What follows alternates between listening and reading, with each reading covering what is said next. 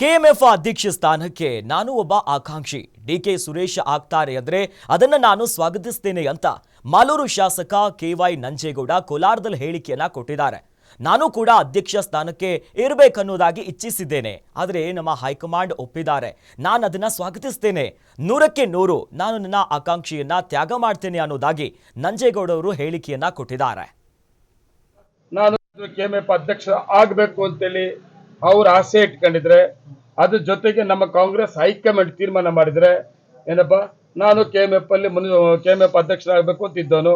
ಅವ್ರೇನಾದ್ರೂ ಆಗ್ಬೇಕು ಅಂತಿದ್ರೆ ಮತ್ತೆ ನಮ್ಮ ಪಕ್ಷ ಹೈಕಮಾಂಡ್ ತೀರ್ಮಾನ ತಗೊಂಡ್ರೆ ನಾನು ಸ್ವಾಗತ 100% ತ್ಯಾಗ ಮಾಡ್ತೀನಿ. ನಾನು 100% ನಾನು ಇದ್ದೀನಿ. ಓಮನ್ ಅಧ್ಯಕ್ಷರು ಬೇರೆ, ಅದಕ್ಕೂ ಕೂಡ ನನ್ನ ಹೈಕಮಾಂಡ್ ಇದೆ. ನಾನು ನಿರ್ದೇಶನ ಆಗಿ ಬರ್ತೀನಿ. ನಾನು ಏನೇನು ಪ್ರಾಜೆಕ್ಟ್ ತಗೊಂಡಿದ್ದೀನಿ, ಗುದ್ಲಿ ಪೂಜೆ ಮಾಡಿ ಕೆಲಸವನ್ನ ಪ್ರಾರಂಭ ಮಾಡಿದ್ದೀನಿ. ನಾನು ನಿರ್ದೇಶನ ಆಗಿ ಉದ್ಘಾಟನೆ ಮಾಡೋಂಥದ್ದು ನೋಡ್ಬೇಕು ಅಂತ ಆಸೆ ಇದೆ. Solar plant, MBK golden dairy, hostel, ಆಮೇಲೆ ಐಸ್ ಕ್ರೀಮ್ ಪ್ಲಾಂಟು, ಇವೆಲ್ಲ ಕೂಡ ನಿರ್ದೇಶನ ಆಗಿ ಬಂದ ಮೇಲೆ ನನ್ನ ಪಾರ್ಟಿ ಹೈಕಮಾಂಡ್ ತೀರ್ಮಾನ ತಕ್ಕಂತದೆ.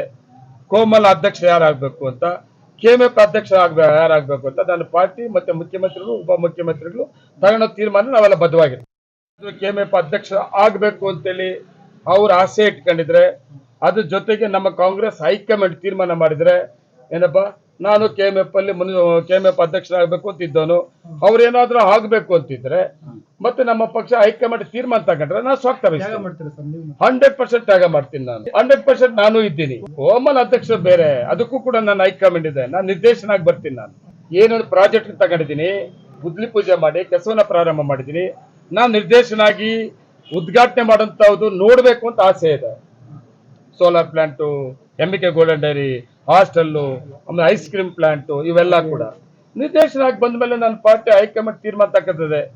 ಕೋಮಲ್ ಅಧ್ಯಕ್ಷ ಯಾರಾಗಬೇಕು ಅಂತ, ಕೆಎಂಎಫ್ ಅಧ್ಯಕ್ಷ ಯಾರಾಗಬೇಕು ಅಂತ ನನ್ನ ಪಾರ್ಟಿ ಮತ್ತೆ ಮುಖ್ಯಮಂತ್ರಿಗಳು, ಉಪಮುಖ್ಯಮಂತ್ರಿಗಳು ತಗೊಳ್ಳೋ ತೀರ್ಮಾನ ನಾವೆಲ್ಲ ಬದ್ಧವಾಗಿರ್ತೀವಿ. ಕೆಎಂಎಫ್ ಅಧ್ಯಕ್ಷ ಆಗಬೇಕು ಅಂತೇಳಿ ಅವ್ರ ಆಸೆ ಇಟ್ಕೊಂಡಿದ್ರೆ, ಅದ್ರ ಜೊತೆಗೆ